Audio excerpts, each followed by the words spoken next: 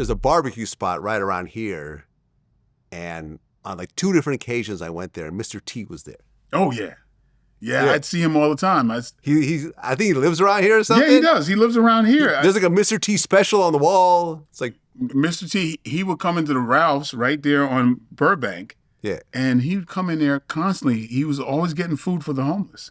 Really? Yeah. Wow. Yeah, that's who he is, man. He's a real genuine article. Yeah. Yeah, he's really cool dude, man. Great spirit. Yes. In fact, let me tell you, the first time I met him, he gave me this like toy. It's like this little keychain thing, and you press a button. It's like, I pity the fool.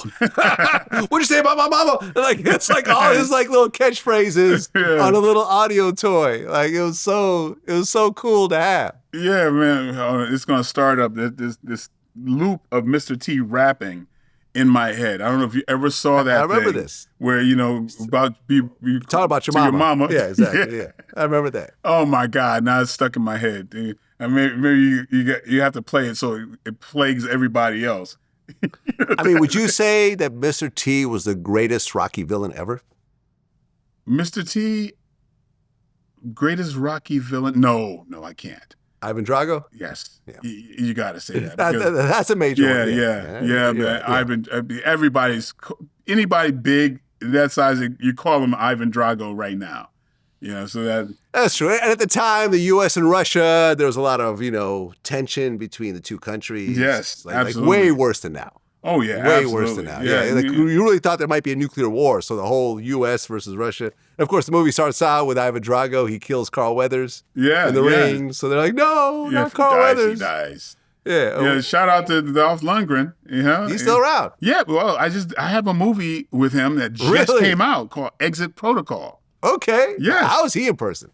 Oh, he's cool. He's very. You might have heard. He's a genius level. Like he's a very, very smart guy. Wouldn't have guessed. Yeah, MIT. He is MIT. Yeah, and he's. I must break you. Yeah, but that guy. But he's one of the smallest in his family. Oh, everyone's just giants. Yeah. There's folks in Sweden, man. There's a lot of them Dolph Lundgrens running around there. Okay. Yeah. So yeah, Dolph. I remember Dolph because we're in the same martial art, Kyokushin. Okay. I remember when Dolph fought in New York one time. Man, this is like in the 80s. This was before Rocky. Oh, hell yeah. It's like way before Rocky. Because his in Kyokushin, it's even though it's a worldwide thing, it's a tight-knit organization. And so honestly, it's weird, but when somebody gets a black belt, everybody kind of knows because it's very unique.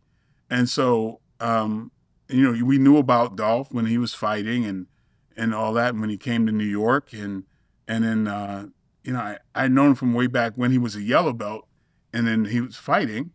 And then, cut to, we see each other on the set of Universal Soldier.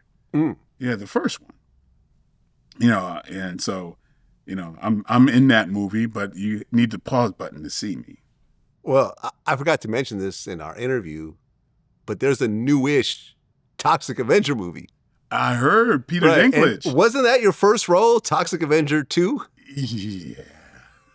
Yeah. I have to bring that up every so often. But I'm actually proud of it. Why not? Why wouldn't you be? Yeah, because it's like it kind of paved the way to where I was. Because I was supposed to be a day player on that movie. But I wound up choreographing, doubling the Toxic Avenger, created a dance. Wait, you were Toxic Avenger stunt double? And a few times I doubled him. Okay. And I did a fight scene, and then I choreographed other fights while I was there. So my role got like expanded. Yeah. And so, that told me that I extended a little beyond just the acting part. Yeah. I'm surprised they didn't ask you to be in the new one. He probably wouldn't have asked me, but I would have. Yeah. Why not? Yeah. Why not have a cameo role? Yeah. Well, I'm still waiting for that movie. I don't know what happened to it. It's out. Is it? It's on demand. Oh, well, thank you. Yeah, I believe it was 2023, but it just hit demand. Okay. Yeah, cool. I've literally seen it all over like Amazon and stuff like that. So I'm gonna, I have something to watch. You got something to watch now. When my wife goes to sleep. There you go. It's not a date night movie, I see. Yeah. She's not going to be crazy about that. Okay. All right. So now this is a new thing where you got folks interviewing you. That's right. Yeah. You know, D.L. Hughley, DJ Envy, Charlemagne, Ari Spears. Probably missing one or two people. Yeah. Boosie did it. Yeah. Boosie did it. Yeah. Wow. Yeah. It's just something that I'm like, let me just try it one time and see how the audience reacts to it. And I mean, some of those clips have gone viral with me in front of the camera. So nice. Why not? Nice. Yeah. I wasn't ready for it, but you threw it on me, and I was like, why not? Here I am. Well, I mean, it's interesting because you're behind the camera, yeah. So it creates an interesting dynamic. Yeah. But you know, also I want to do a kind of panel one time with you. Yeah? Yeah, I would love to be in here with Aries and Faison and maybe TK or something like that. I would love to see what that would be like. Where I could set it up. I could totally set this up. Yeah. Easy. Yep. Yeah. And so I can argue for myself. I saw you try to give my argument to DL one time. But not well. I didn't do a good job of it? Yeah. Not well when I was talking about the Sam Jackson, Denzel thing. And, so just so you know, what I was saying is that, okay, you could look at Samuel L. Jackson and Denzel, right? You could look at movies that Denzel has done.